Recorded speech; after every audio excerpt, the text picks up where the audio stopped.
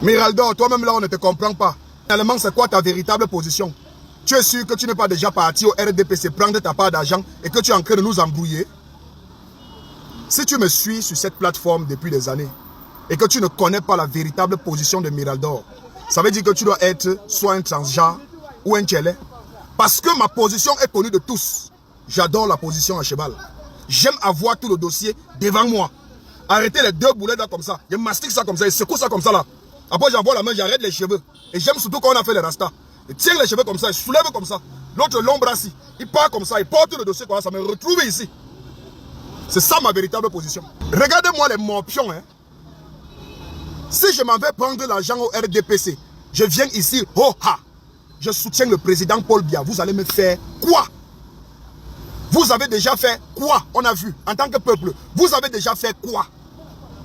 En dehors de vous unir sur les plateformes comme TikTok pour faire le tribalisme, le repli identitaire, la propagande de la haine tribale en longueur de journée, en dehors de vous unir pour critiquer les autres nations, la Côte d'Ivoire, la Guinée, le Gabon, le Mali, le Congo, en dehors de vous unir dans les bars à consommer des centaines de milliers de litres d'alcool, saouler, commenter du football, porter maintenant les bordels pour aller gnoxer dans les appartements meublés où vous organisez les par 12, les par 13 et les par 14. Vous vous unissez encore pour faire quoi? En dehors de vous unir dans les réseaux sociaux pour faire ce que j'appelle aujourd'hui le aide-moi à détester celui qui a réussi avant nous. Vous vous unissez encore pour faire quoi? Jusqu'à je vois les gens qui viennent même dans mon inbox m'écrire que si on t'a déjà donné ta part d'argent dans le système, hein, ne viens pas embrouiller les gens. Nous on veut le changement.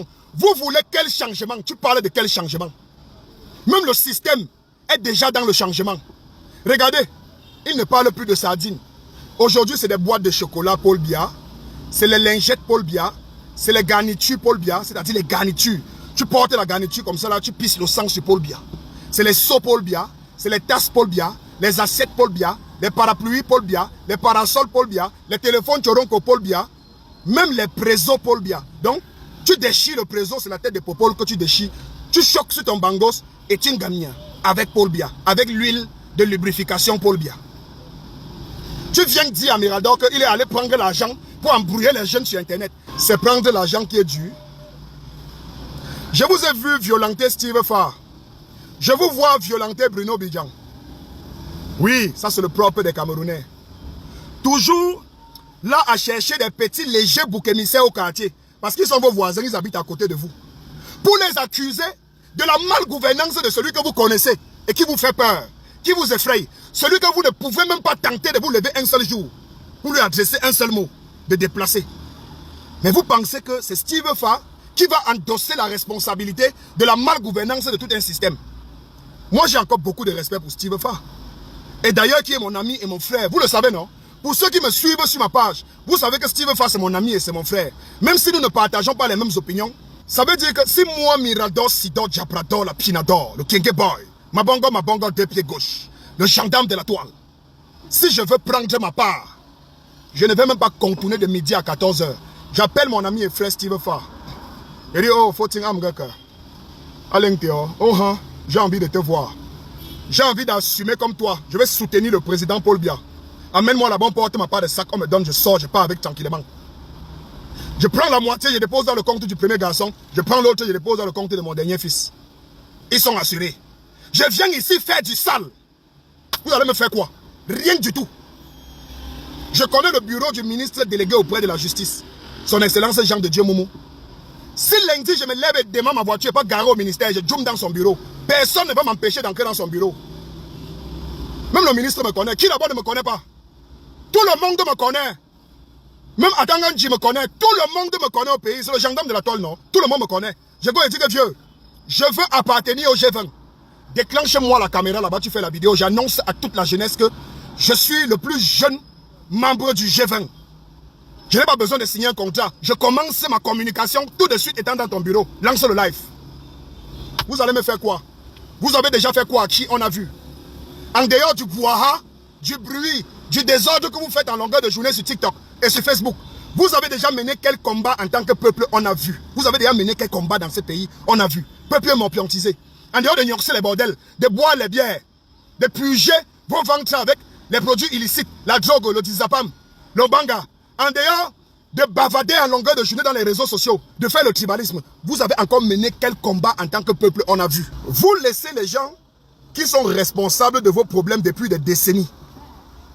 Parce que vous avez peur d'eux. Vous êtes atteint du syndrome de Stockholm. Quand je vous vois vous attaquer à Steve Farr est ministre dans ce pays. Vous dites que parce qu'il soutient Paul Biya. Il a déclaré ouvertement que moi, Steve Farr, je soutiens Paul Biya. Bruno Bidjan a déclaré haut et fort que ma plateforme, c'est pour soutenir la présidence et les œuvres de Paul Biya. Ils ont déclaré ça en toute liberté, en toute sérénité et en toute sécurité. Tout comme les autres ont déclaré leur amour pour Cabral Libi. Les autres ont déclaré leur amour pour Maurice Kamto. Les autres ont déclaré leur amour pour Oshi, pour Issa Chiruma, pour Bello Bouba Maïgari et autres. On a même une autre bande de Camerounais qui ont jeté leur amour sur un jeune qui a les lèvres roses un peu comme moi, le mignon garçon, le mignon candidat, le candidat des jeunes qu'on appelle Iram Ioji. C'est d'abord la liberté. Je préfère encore 1000 fois un gars qui vous dit haut et fort que je vais soutenir le président Paul Biya, que ma page ne va servir qu'à soutenir le président Paul Biya. Il vous dit ça cash et c'est exactement ce qu'il fait. Contrairement à beaucoup de personnes ici qui sont arrivées dans les réseaux sociaux, disant qu'ils étaient là pour le changement, alors qu'ils étaient des espions. Contrairement à vous, petits morpions, vous êtes arrivés ici pour avoir de l'audience, vous avez commencé à donner l'impression que vous menez un combat, que vous êtes du côté de la jeunesse, vous êtes du côté du peuple. À la dernière minute, vous êtes devenus les membres de vos villages et vous nous avez déclaré vos véritables appartenances. À la dernière minute, on se rend compte que vous n'étiez que des indiques, des espions. Moi, j'ai plus peur de vous. Écoutez-moi très bien, j'ai un message pour les véritables combattants. Ceux-là qui sont amoureux du changement, qui ont sacrifié même leur vie pour que le Cameroun puisse se développer, pour laisser un héritage digne à leurs enfants.